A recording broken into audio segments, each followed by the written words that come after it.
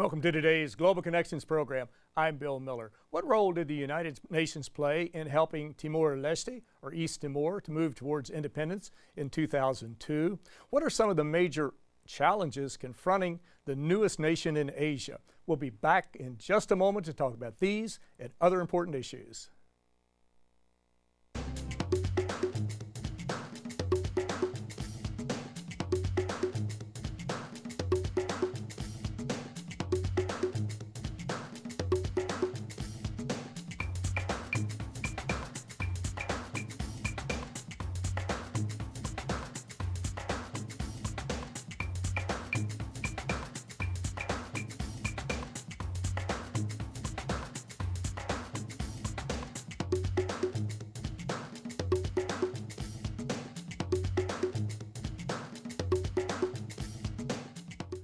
Welcome back to our program. Today we're taking a look at Timor-Leste, or East Timor, as the newest nation in Asia. And we're looking at some of the challenges confronting this very interesting area of the world. My guest today is an expert on Timor-Leste. My guest today is Dr. Abraham Joseph. At the United Nations, Dr. Abraham Joseph was the former United Nations Senior Advisor and a Special Advisor to the Foreign Minister of Timor-Leste. Dr. Joseph was also the Senior Socio-Economic Affairs Advisor in the United Nations Integrated Mission in Timor-Leste. Dr. Joseph also served with the United Nations Department of Economic and Social Affairs and the Office of the High Representative for the Least Developed Countries, Landlocked Developing Countries, and Small Island Developing States. He recently co-authored a book, a very interesting book, Timor-Leste, The History and Development of Asia's Newest Nation. Dr. Joseph, welcome to today's Global Connections program.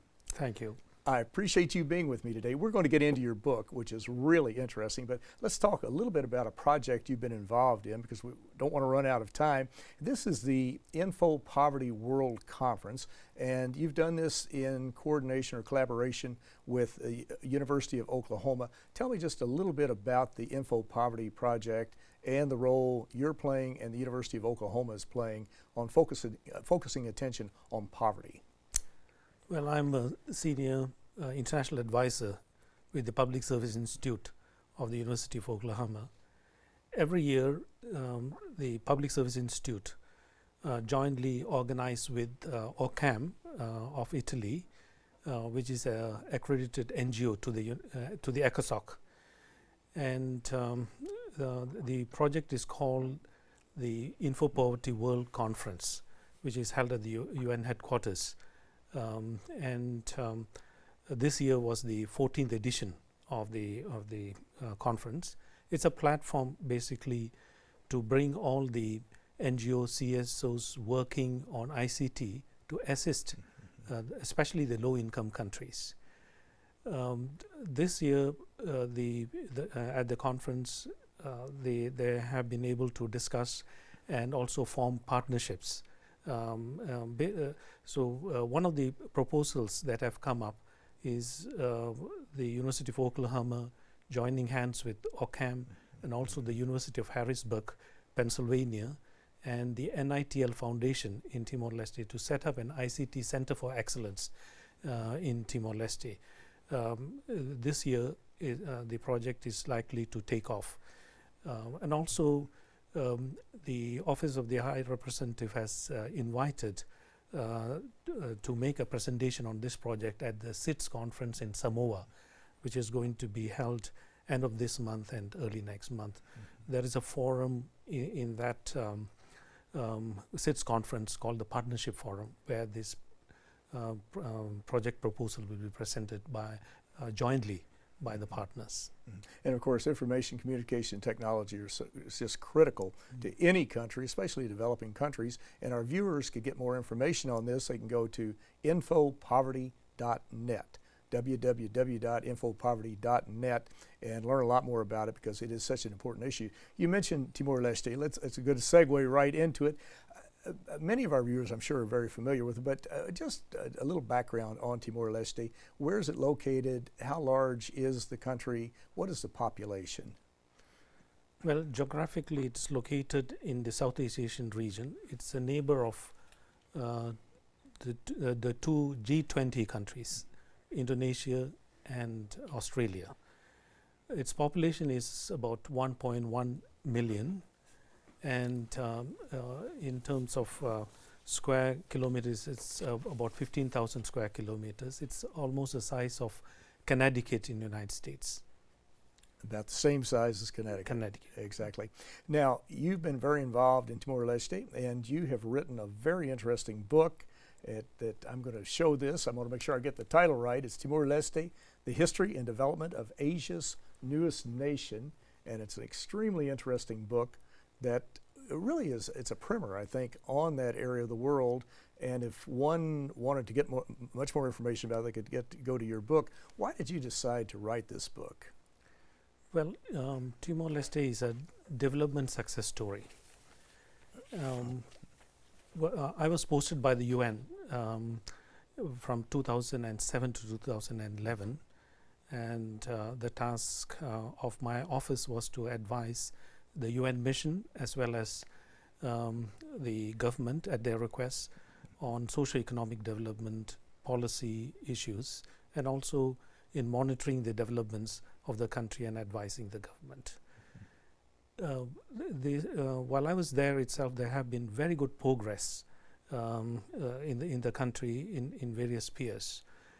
And while I was interacting with various policymakers, not only within the country but also outside, and also with the academics and NGOs and civil society organizations, one of the things very often they ask me is why not I write a book on this newest nation where some lessons where other post-conflict countries could also learn from.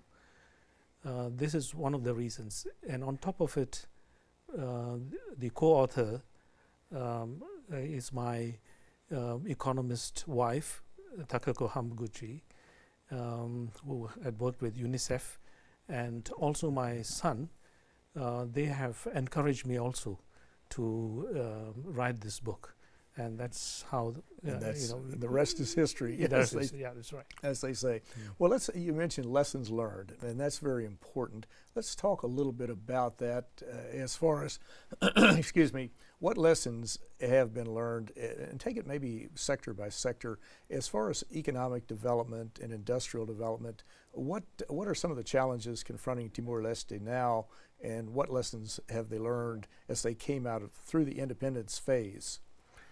Well, as for development, they do not have a private sector at all. Private sector has just started very recently, especially after the strategic development plan, which is a long-term plan from 2011 to 2030, has been introduced. They have, for the first time, they have also established a national chamber of commerce. They didn't have a national chamber of commerce at all. There were various associations. So the private sector is pretty new there. But of course, the main industry is the petroleum industry there. Petroleum, rather, with the help of international companies like ConocoPhillips, Woodside, they have discovered oil offshore. So petroleum is one of the main source of revenue for the country, and the other is coffee, which of course is not in large amount, and major part of the coffee is bought by Starbucks. And marble, of course, they have started recently. They have discovered some marble marble industry. They have recently set up over there, and there's good possibility for agri-business to develop there. And tourism is another area where the country could also look upon for development. So I should say that the industries are in its infancy stage, and there's a lot of possibilities for development. And very recently, the government has announced setting up special economic zones. The first one has just been established last month in an enclave called Okusi. What is now needed is for them to attract more investments to come in over to this new enclave. Now, Timor-Leste is a small area. It's an island, or half of an island, I should say. You have East Timor and you have West Timor, which is still part of Indonesia. But we see the climate change is adversely affecting every country in the world to some degree. What are some of the special challenges that the Timorese are confronting as far as being part of a small island state, so to speak, and how are they dealing with this, and also what are they doing to sustainably use their natural resources? This is extremely important to do that, especially when you have a fairly large population in a small geographical area. What are they doing in this area? Well, Timor-Leste has acceded to the 3 conventions of the Rio, by 2007 on climate change, on desertification, and also another convention. There are 3 conventions they have already acceded to. Now, they have built up at national level some capacities, but the main challenge is setting up capacities at the local level. And this is where the international community should come and assist them to help in building the local capacities. Also, they have set up a national disaster management entity. So this is another good thing that has happened in Timor-Leste. They are often faced with floods annually, and as a result of floods, the agriculture crops gets destroyed. And then there's also land erosion is another problem. So these are some of the challenges they face, and also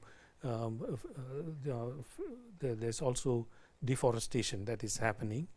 And here I must say that the government has taken very good steps in reforestation, that is in planting trees, encouraging young people to come forward to plant trees. And I was also, when I was there, participated along with the young people in planting trees in Dili. That's the capital of Timor-Leste. Exactly.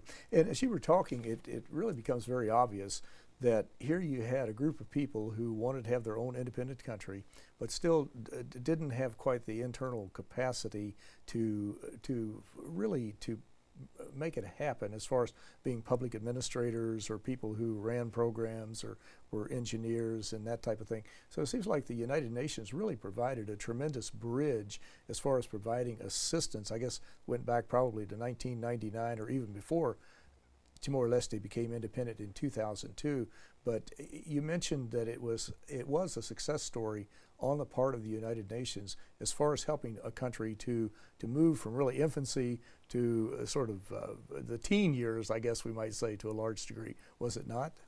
Certainly. I mean, the UN helped Timor-Leste to stand on its feet.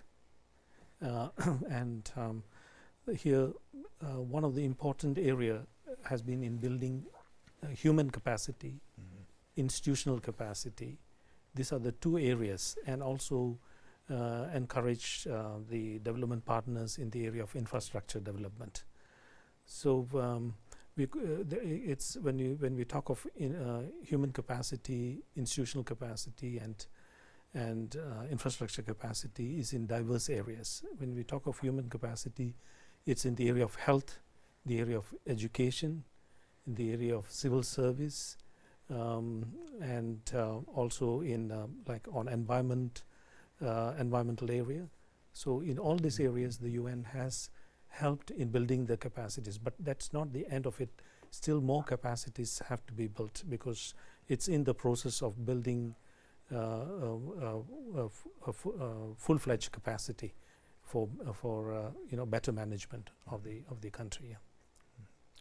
Well, you're watching Global Connections Television, which is an independently produced program. The opinions expressed on Global Connections are solely those of the moderator and his guest. Today we're taking a look at a very interesting country, Timor-Leste, or East Timor, and how it moved to independence in 2002. We're also taking a look at some of the major challenges that will be confronting the country as we move into the 21st century. My guest today is an expert on Timor-Leste. My guest today is Dr. Abraham Joseph. Dr. Abraham Joseph was the Senior Socio-Economic Affairs Advisor in the United Nations Integrated Mission in Timor-Leste, and he authored the book Timor-Leste, The History and Development of Asia's Newest Nation. Dr. Joseph, we're talking about Timor-Leste and talking about that capacity building and how important it is. While you were focusing on these different areas, I was flashing back to the 2000, to the United Nations Millennium Development Goals that were adopted by the majority of the member states of the UN General Assembly, and there were 8 logical, practical, measurable goals to reduce abject poverty, to make sure that all primary school children were educated, to empower women, to reverse the AIDS pandemic, to promote sustainable development, and a few others. How has Timor-Leste, I realize they got into the game a little bit later than most countries, but how are they doing as far as achieving these goals, which will sort of expire in 2015, but the Sustainable Development Goals will kick in on January 1, 2016. But how are they doing as far as focusing on these 8 goals? Well, as you rightly said, Timor-Leste is a latecomer to the MDGs. And I must say that one of the good things that they have done is they have set up an MDG secretariat and in the Ministry of Finance. And here also the civil society organizations are also involved in the whole process. So there is participation of the civil society and the NGO organizations in implementing the MDGs.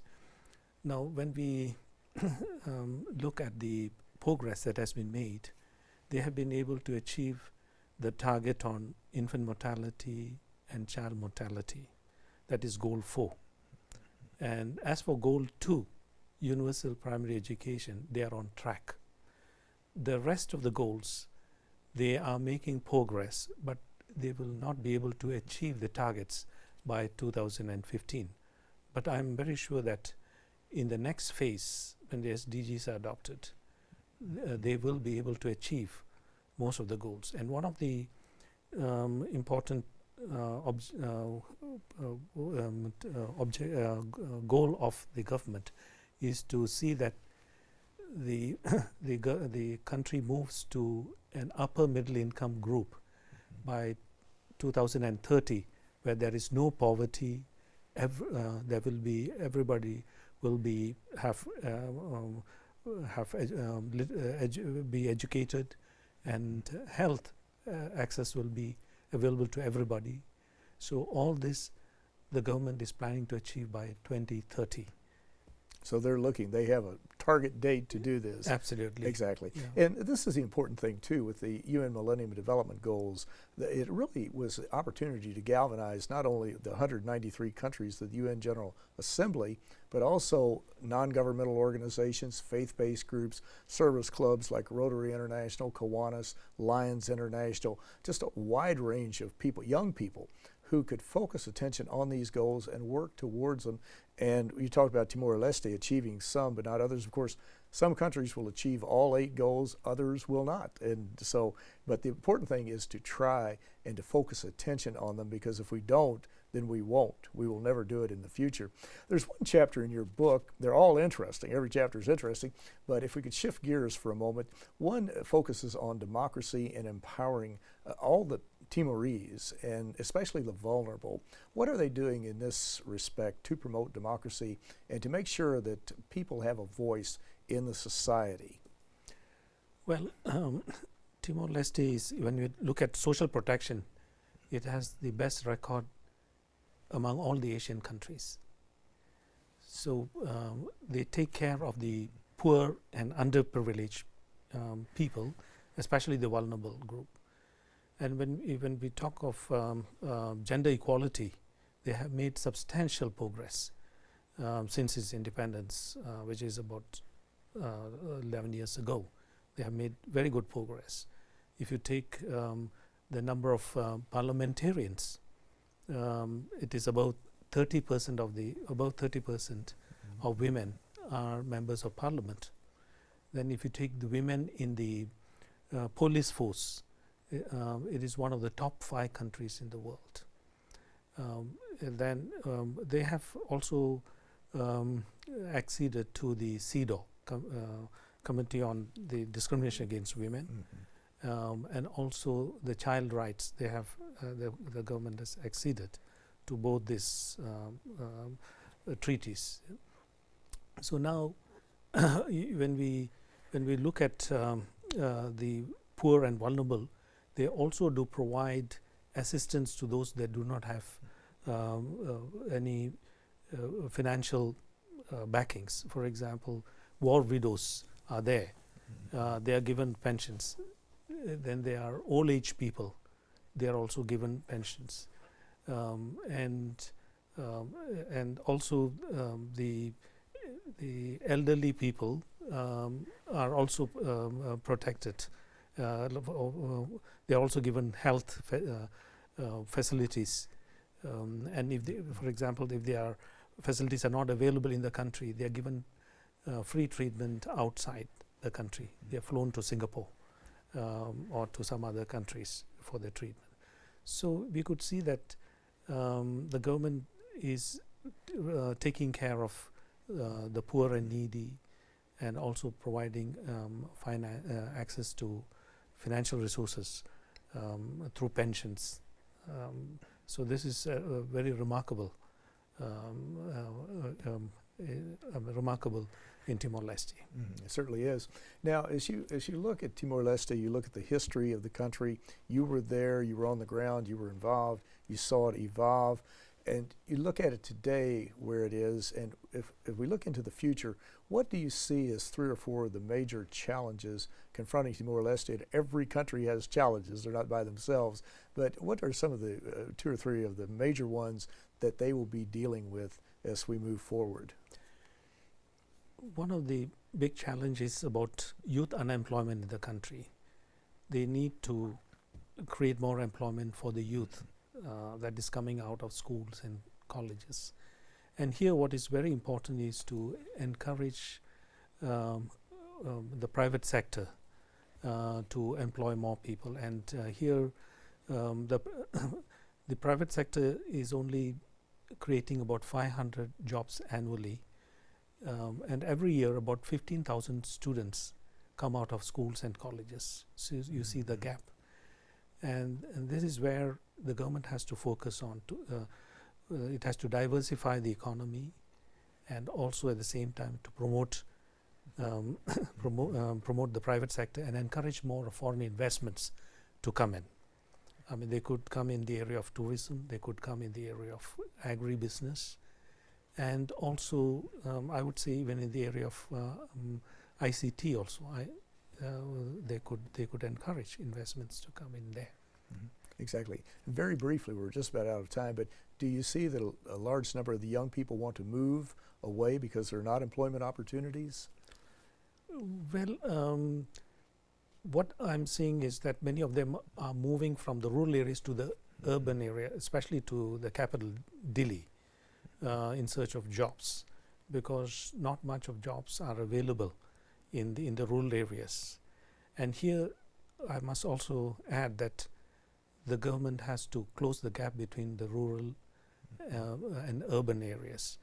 And this is one area where I have been stressing also that more investment should be pumped into the rural areas, especially for agribusiness and also for some industries and infrastructure development, so that more employment could be generated also in the rural areas, so that there will be less flow to the urban areas, and otherwise even the agriculture sector will be affected, because you will have less people to work in the agriculture sector. Exactly, it certainly is. And what you were describing there is taking place in many, many countries. This urbanization is taking place. In fact, today, I think 53% of the populations live in urban areas, and in another 20 years or so, it's going to be like 75%. And of course, that's a challenge that many, many countries are confronting. But again, this is a remarkable book, Timor-Leste, The History and Development of Asia's Newest Nation. It's really a fascinating read, and it is one that will bring us up to date on what transpired in Timor-Leste and what might happen in the future. But Dr. Abraham Joseph, I want to thank you so very much for a very interesting and a very informative program. Thank you very much. Thank you. I'm Bill Miller. Thank you for joining us on today's Global Connections program.